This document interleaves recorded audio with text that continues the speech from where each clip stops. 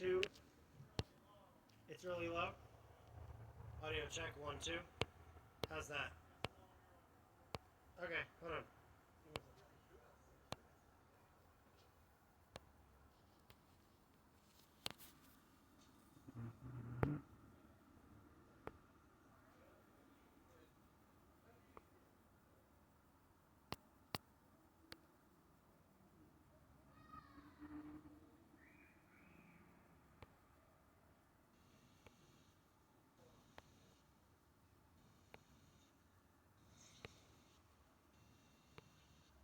World, including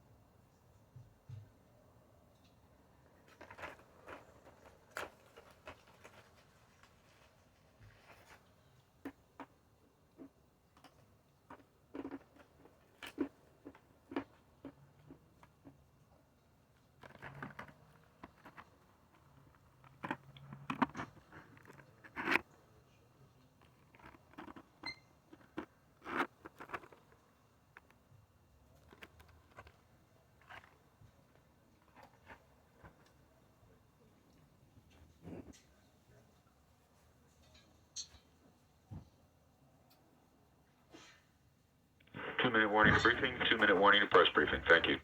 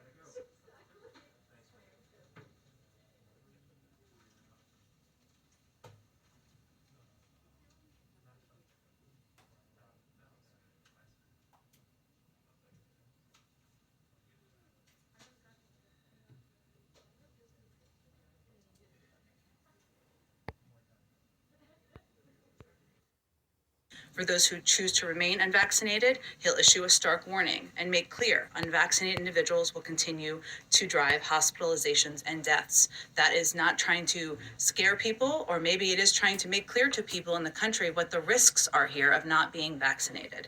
What is clear is that we're not in the same place that we were in, something he'll reiterate tomorrow as well, the beginning of the pandemic, thanks to the president's extraordinary work to get over 200 million Americans vaccinated. To be clear, COVID-19 is not the same threat to fully vaccinated individuals that it was in March 2020. And I outlined some of the reasons why. And again, as I said at the top, he will also announce additional steps. So he will outline this clearly tomorrow. He has been candid and he has been direct as he's provided updates to the American public throughout on our steps to address what we know is an unpredictable virus and our fight against a once in a generation pandemic. But that's what people can expect tomorrow. Okay. Thank you.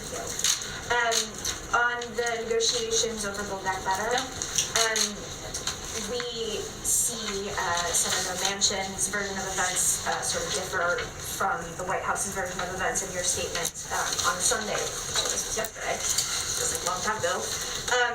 I just wanted to know if you could talk a little bit about like where the gap is, if the negotiations fall apart over the child tax credit issue, if the White House is prepared to go around legislation on the CTC if necessary, kind of where are we with Manchin? Well, I would say I think the lengthy statement that I issued yesterday outlined pretty specifically the events of the last few weeks. And it was important to the president and to all of us to make that clear to the American people, the status and the steps that had been taken. But I'm not going to relitigate the TikTok of yesterday from here today. I will say that from the president's viewpoint, and I saw him this morning, he's worked with Senator Manchin over the course of decades. They share fundamental values. They're longtime friends. That has not changed. And what's most on the president's mind is the risk of inaction. And if we do not act to get this legislation done and the components in it, not only will costs and prices go up for the American people, but also we will see a trajectory in economic growth that is not where we want it to be. And we've seen projections from Goldman Sachs and others today on that front. So he's no stranger to legislative challenges.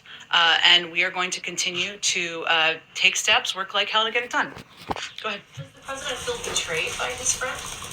I think our statement yesterday made pretty clear what we feel, what was the factual depiction of events that happened. But again, the president sees Senator Manchin as somebody who is a longtime friend, somebody who has worked well together on, and our objective and our focus now is moving forward. Where do the lines of communication stand at this point between either the president and Joe Manchin